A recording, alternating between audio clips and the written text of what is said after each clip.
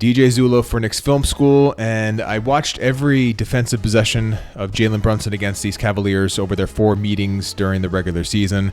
Here he is guarding Isaac Okoro in the left corner, and it's clear the Knicks are going to err on the side of putting him on one of the wings, the non-scoring wings on the Cavaliers. Here you can see him. He's guarding Okoro, but he's really playing more like a free safety. He's really cognizant of any drive he can help out on, and you can see here he is providing a lot of space to Isaac Okoro in that corner. Now Okoro, since the first of the year, he's 43% from the corner 3. That's a solid number. Now he's going to miss the shot, but this is the sort of give and take that the Knicks are going to have to play if they're going to have Brunson playing more of that free safety and choosing to give up some of these open corner threes. Now in the right corner, he's guarding Lamar Stevens, who is a worse shooter than Okoro, and you can see Brunson come over right to the middle of the paint. Stevens, 25% field goal percentage from the corner 3. That is a rough number, and I can tell you the Knicks, if he's going to be guarding Lamar Stevens, they're going to be more than happy to give up that shot. Now, back to Okoro, who amongst all these wings that Brunson is going to have to contend with, he's probably the best playmaker with the ball in his hands. And again,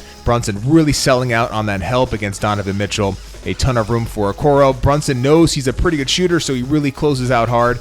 Head fake, gets him up in the air, and that the Knicks defense gets all out of whack, and you end up getting a wide open Donovan Mitchell 3-point shot, which is obviously the worst outcome of the whole situation. So that's what can happen when your defense is scrambling. And another thing that you really have to worry about is the rebounding of the basketball. You can see here, now Brunson has the Dean Wade assignment. He's going to do his best to sort of get in the way, box out, but Wade is, just much bigger, and that's a problem for Jalen Brunson. Now, I love what he does here. This stunt and recover, excellent work. He's going to cut off that drive, and that's going to end up being a really tough, contested mid-range shot. But that's Jalen Brunson using his instincts as a good help defender to really do a good job of snuffing that play out. And there were occasions where he did have to be matched up with Mitchell one-on-one, gets through a screen really well, stays attached, and he forces a really tough floater. And here's another play where he's going to have to guard one-on-one, this time against Cedi Osman, who is going to try to take advantage of Brunson, get him through a couple of screens. Brunson really does a good job of fighting over the top, and then we're going to get a rescreen.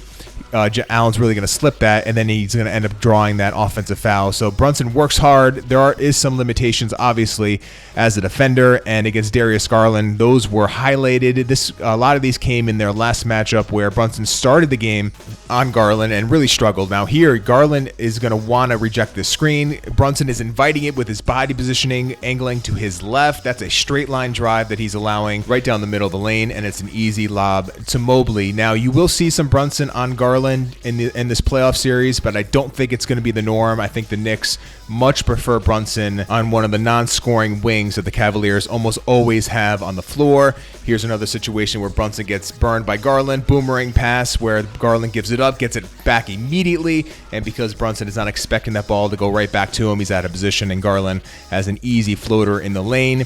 But then here, this is an example where Brunson is going to be able to play that free safety position where he's not worried about the offensive player he's guarding in the corner, and he's able to get in the way just enough, force the miss, and that is the example of what Brunson can do to help this Knicks defense.